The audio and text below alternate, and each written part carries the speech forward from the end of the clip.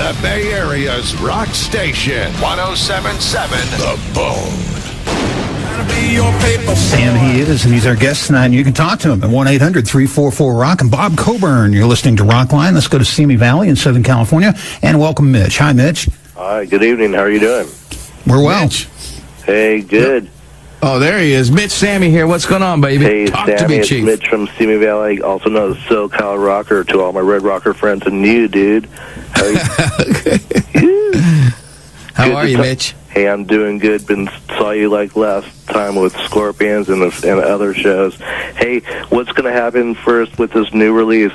Are you going to go on tour, or are you going to go into the studio with Chickenfoot? Well, that's a good question because I'm getting pressure from the agency and management to go on tour, and I'm getting pressure from the Chickenfoot guys because Chad, he's got the Chili Peppers on, always out there lurking, so they may just pull the plug at any minute and say, no, we're going to the studio, we're going to start, so he's got to leave. So everybody time is of the essence, so we're going in December 1st and trying to finish the record. We got 9 songs written and recorded, and we're going to go record a few more and start doing vocals, and Joe wants to do his guitars over again, and we got the drum tracks, and it's great. It's an exciting project. It's just so intense all the time because we always have a week window here and a week window there. But in some ways, it gives you a great work ethic because, normally, I'm lazy like anybody else. You get together with your buddies and sit and go to the studio and you end up shooting the crap for about 4 days and doing nothing. And then you work for a couple hours and go, hey, let's go get some tacos and all that, and next thing you know, nothing's gotten done. But we get there, okay, lock the door, push record and let's go. So it's been pretty intense and the music is phenomenal. So I'm excited about it. But I really may do some shows with my band at first of the year, or if Chad has to take off for a few months, and of course I'll go out with the Wabos and support, not only support this record, but just support our fan base. Any new dates will be posted at redrocker.com, right? Yeah. Somewhere. Chad, he's got his finger in so many pies. Excuse me. He's coming in with Glenn Hughes on the 19th and plugging in and playing live here in the Rockline studio. I know. Look, Chad is one of the greatest drummers I've ever played with in my life. And the reason he's great and so loose, when Chad sits down on a drum set, he is so loose. He can do anything his mind can think or anything his hands can consider doing. And he's so aggressive and powerful. And it's because he plays all the time. If he's not playing with us, if he's not playing with the Chili's, he's always playing with somebody. He's got, that meat puppet thing. He's got, he's everywhere. Yeah, he's amazing, man. I love the guy, It's every time I just talk to him coming down here to the thing, it's like, Chad, what are you doing? I'm going to London. It's like, I'm going to go jam with so-and-so, and I got doing this Buddy Rich thing, and it's awesome, man. He's a real, true drummer. He plays music.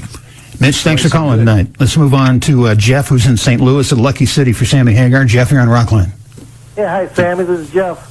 Jeff, how you doing, buddy, in my favorite city, huh? I'm ready for you in 2 weeks from today. I'm getting ready for that. That's why my voice is a little scratchy right now, because we've been working it out. I'm trying to, in St. Louis, I've done so many shows and so many great shows. I always feel like I always have to do something different and unique. So it's the only city, the rest of the world's going to say, oh, yeah, well, now, you always favor St. Louis. But I'm rehearsing a lot of songs that I've never done. that I probably haven't done since 77, Turn Up the Music and Rock and Roll Weekend and stuff like that, and Plain Jane for the St. Louis shows, because we're playing 2 nights, I want to try to mix it up a lot. So I'm rehearsing my buns off for y'all. Plain Jane and Rock and Roll Weekend? Are you kidding me? I'm not kidding you. You think, wait, that's what my band said. That's what Vic Johnson said. He said, are you kidding? I might have to bring Gary Peel in for that. No kidding, yeah. See if Tom Schultz will let him loose for a day or two. Hey, Jeff, you're going to be in for a treat, man. You're going to get some stuff that hasn't been played in years. I'm ready. But, Jeff, what can I answer for you, brother? My question is, how come you use some of the Planet Us songs on your new album, and how come the song Open isn't on there? Boy, that's a real good question. Open, I wasn't satisfied with the way it sounded because I had it on there originally, and it was on there with everything else. But for some reason, the way I recorded that was when I first built my last studio, not the one I have now, but the one previous to that, and Open was the first thing I recorded there. And at the time, I thought it sounded okay. But when you played it next to some of the other songs, it wasn't a good enough recording, and I didn't have time to go back and re-record it. And mainly the drums and some of the edits, because it's hard to explain, but I wrote that song in 3 different parts, and we recorded it in 3 different stages and kind of pasted it together, and I could really hear it, and it bothered me. And it's one of those things that just happens later on. And the Planet Us stuff, somebody pulled it out and played it for my manager, John Carter, and he called me up and said, "Do you realize how good that stuff is?" I said, "Gee, no, I haven't really heard it in about 3 years or something, So after listening back to it, it was amazing. I thought it was so good. It was some of the best intense guitar Neil Schon has ever played, outside of Journey for sure.